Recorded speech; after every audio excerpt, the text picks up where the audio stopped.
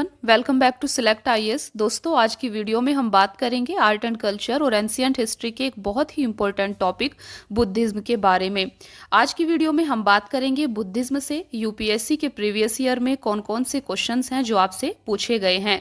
यह एक बहुत ही इंपॉर्टेंट टॉपिक है। यूपीएससी के प्रीवियस ईयर में काफ़ी ज़्यादा क्वेश्चंस यहाँ से पूछे जाते रहे हैं, इसीलिए इस टॉपिक को आपको काफ़ी अच्छे से कवर करना है, काफ़ी अच्छे से समझना है। चलिए फिर स्टार्ट करते हैं आज की क्लास और डिस्कस करते हैं कि बुद्धिज्म टॉपिक से कौन कौन से क्वेश्चंस आपसे प्रीवियस ईयर में यूपीएससी में पूछे जा चुके हैं। देखिए, सबसे पहला क्वेश्चन है आपके सामने, भारतीय इतिहास के संदर्भ में निम्नलिखित में से कौन भावी बुद्ध हैं जो संसार की रक्षा हेतु अवतरित होंगे। तो ये क्वेश्चन आपसे यूपीएससी के 2018 के प्रीलिम्स में पूछा गया था। क्वेश्चन है कि कौन से भावी बुद्ध हैं जो संसार की रक्षा हेतु अवतरित होंगे। यहाँ पर आपको 4 ऑप्शन दिए गए हैं। सबसे पहला ऑप्शन है अवलोकितेश्वर, दूसरा ऑप्शन है लोकेश्वर, तीसरा ऑप्शन है मैत्रेय और चौथा ऑप्शन है पद्मपाणि। तो आपको यहाँ पर सही आंसर बताना है। तो फ्रेंड्स, इसका सही आंसर हो जाएगा ऑप्शन सी, मैत्रेय। एक बार फिर से क्वेश्चन को देखिए, भारतीय इतिहास के संदर्भ में निम्नलिखित में से कौन भावी बुद्ध हैं जो संसार की रक्षा हेतु अवतरित होंगे। तो इसका सही आंसर है मैत्रेय। मैत्रेय कौन है? मैत्रेय ये भावी बुद्ध बताए गए हैं। चलिए देखते हैं दूसरा क्वेश्चन। दूसरा क्वेश्चन है आपके सामने, निम्नलिखित पर विचार कीजिए। सबसे पहला कथन है आपके सामने, बुद्ध में देवत्वारोपण। दूसरा कथन है बोधिसत्व के पथ पर चलना। तीसरा ऑप्शन है मूर्ति उपासना तथा अनुष्ठान। उपयुक्त में से कौन सी विशेषताएं महायान बौद्ध मत की हैं। तो यहाँ पर आपको महायान बौद्ध मत की विशेषताओं के बारे में बताना था। 3 कथन आपके सामने दिए गए हैं, कौन सा इनमें से सही है यहाँ पर आपको बताना है। केवल एक सही है या फिर केवल 1 और 2, केवल 2 और 3 या 1, 2, 3 सभी ऑप्शन सही हैं। तो यहाँ पर आपको सही आंसर बताना है। तो फ्रेंड्स, इसका सही आंसर है ऑप्शन डी, 1, 2, 3। यहाँ पर तीनों ही महायान बौद्ध मत की विशेषताएं दी गई हैं। आपको इन क्वेश्चंस को अच्छे से समझ लेना है। देखिए, महायान बौद्ध मत की विशेषताएं हैं बुद्ध में देवत्वारोपण, बोधिसत्व के पथ पर चलना, मूर्ति उपासना और अनुष्ठान। ये तीनों ही महायान बौद्ध मत की विशेषताएं हैं। चलिए देखते हैं नेक्स्ट क्वेश्चन। तीसरा क्वेश्चन है आपके सामने, भारत के सांस्कृतिक इतिहास के संदर्भ में निम्नलिखित युग्मों पर विचार कीजिए। ये 2020 के यूपीएससी प्रीलिम्स में क्वेश्चन पूछा गया था बुद्धिज्म से। सबसे पहला है आपके सामने परिवारजक, परित्यागी व भ्रमणकारी। दूसरा है श्रमण, उच्च पद प्राप्त पुजारी। तीसरा है उपासक, बौद्ध धर्म का साधारण अनुगामी। तो यहाँ पर आपको युग्म दिए गए हैं, आपको बताना है उपयुक्त युग्मों में से कौन से सही सुमेलित हैं। तो इनमें से कौन से सही सुमेलित हैं? केवल 1 और 2, केवल 1 और 3, केवल 2 और 3, 1, 2, 3। इसी प्रकार से आपसे यूपीएससी में ऑप्शन बनाकर पूछे जाते हैं, इसीलिए आपको इन्हें अच्छे से समझ लेना है। तो इसका सही आंसर है आपका 8 का सही आंसर यहाँ पर बी हो जाएगा। केवल 1 और 3 यहाँ पर सही सुमेलित हैं। देखिए, सबसे पहला है आपके सामने परिवारजक। परिवारजक आपका किससे मेल खाएगा? तो परिवारजक है आपका परित्यागी व भ्रमणकारी को परिवारजक कहा जाता है। और तीसरा ऑप्शन यहाँ पर सही दिया गया है उपासक। उपासक बौद्ध धर्म का साधारण अनुगामी होता है। तो यहाँ पर 1 और 3 आपका सही आंसर हो जाएगा। चलिए देखते हैं नेक्स्ट क्वेश्चन। नेक्स्ट क्वेश्चन है आपका, भारत के धार्मिक इतिहास के संदर्भ में निम्नलिखित कथनों पर विचार कीजिए। ये 2016 का क्वेश्चन है। सबसे पहला कथन आपके सामने दिया गया है, बोधिसत्व बौद्ध मत के हीनयान संप्रदाय की केंद्रीय संकल्पना है। दूसरा कथन है बोधिसत्व अपने प्रबोध के मार्ग पर बढ़ता हुआ करुणामय है। तीसरा कथन है बोधिसत्व समस्त सचेतन प्राणियों को उनके प्रबोध के मार्ग पर चलने में सहायता करने के लिए स्वयं की निर्वाण प्राप्ति विलंबित करता है। तो यहाँ पर 3 कथन दिए गए हैं, यहाँ पर आपको बताना है उपयुक्त कथनों में से कौन सा सही है। केवल 1, केवल 2 और 3, केवल 2, केवल 1, 2 और 3 या फिर सभी सही हैं। तो आपको यहाँ पर बताना है इसका कौन सा आंसर होगा। देखिए, इस क्वेश्चन का सही आंसर होगा आपका केवल 2 और 3। यहाँ पर 2 और 3 ही आपका सही आंसर दिया गया है। तो ये आपका सही आंसर होगा। देखिए, दूसरा कथन है आपका बोधिसत्व अपने प्रबोध के मार्ग पर बढ़ता हुआ करुणामय है। तो ये आपका सही हो जाएगा। तीसरा है बोधिसत्व समस्त सचेतन प्राणियों को उनके प्रबोध के मार्ग पर चलने में सहायता करने के लिए स्वयं की निर्वाण प्राप्ति विलंबित करता है। तो 2 और 3 कथन यहाँ पर सही दिए गए हैं भारत के धार्मिक इतिहास के संदर्भ में। इस चीज को आप याद रखेंगे। नेक्स्ट क्वेश्चन है आपके सामने, भारत के सांस्कृतिक इतिहास के संदर्भ में परामिता परामिता शब्द का सही विवरण निम्नलिखित में से कौन सा है? तो ये परामिता शब्द का सही विवरण आपको बताना है। 2020 के प्रीलिम्स में यह क्वेश्चन आपसे पूछा गया था। सबसे पहला कथन है आपके सामने, सूत्र पद्धति में लिखे गए प्राचीनतम धर्मशास्त्र पाठ। दूसरा कथन है, वेदों के प्राधिकार को अस्वीकार करने वाले दार्शनिक संप्रदाय।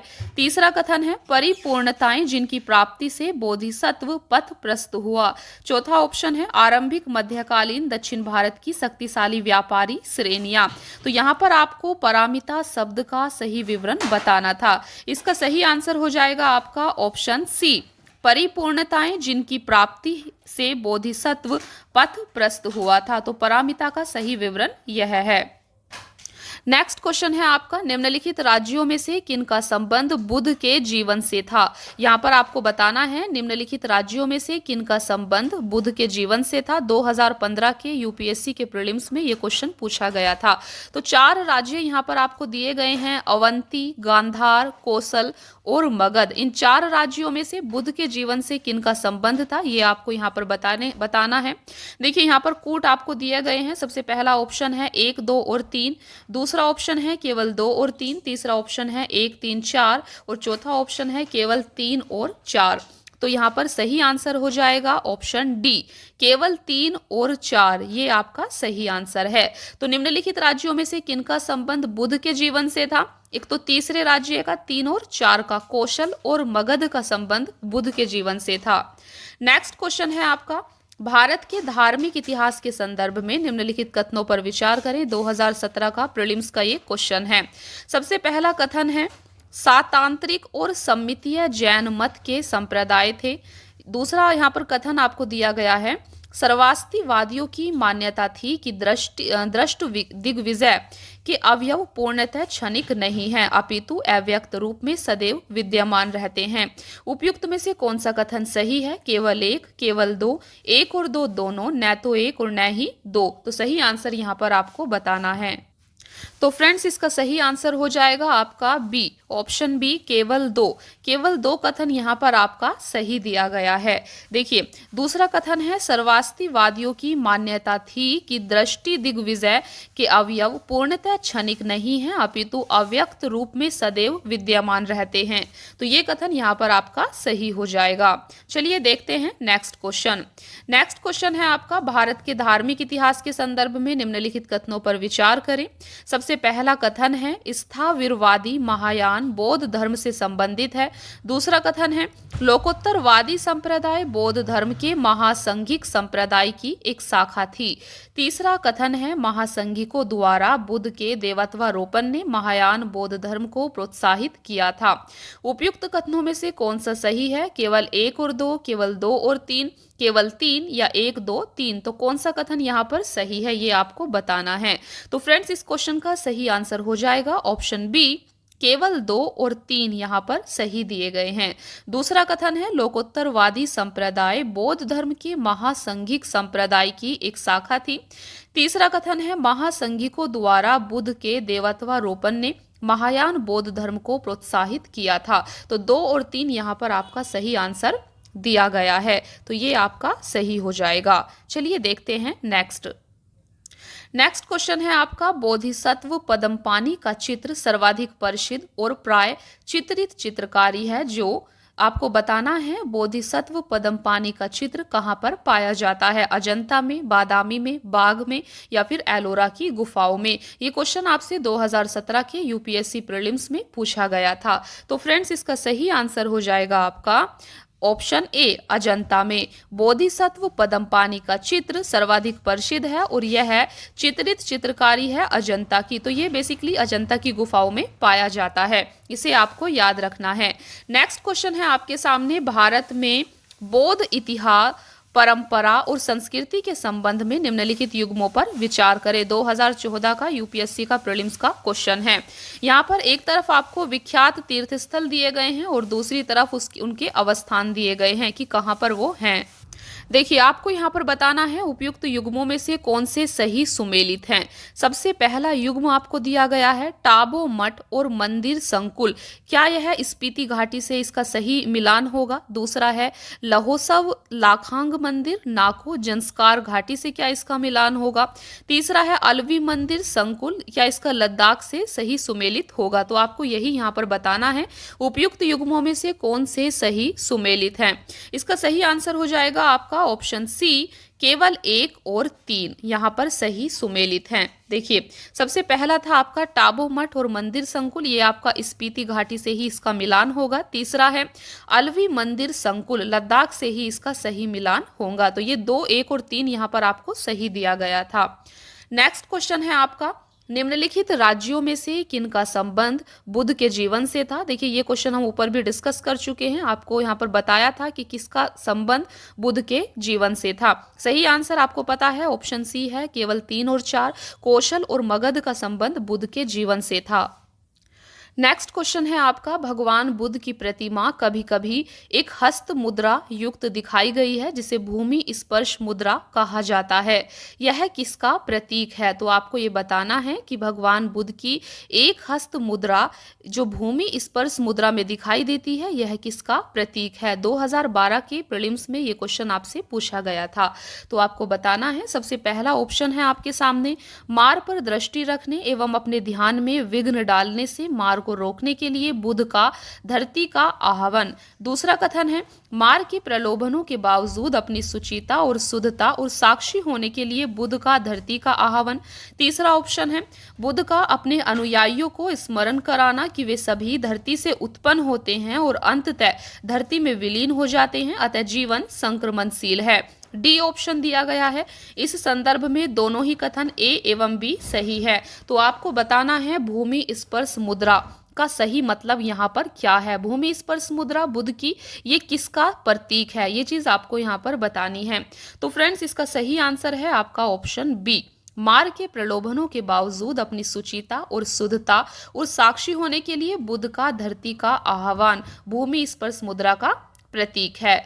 नेक्स्ट क्वेश्चन है आपका, कुछ शैलकृत बौद्ध गुफाओं को चैत्य कहते हैं जबकि अन्य को विहार, दोनों में क्या अंतर है? तो बेसिकली यहाँ पर आपको चैत्य और विहार में अंतर बताना है।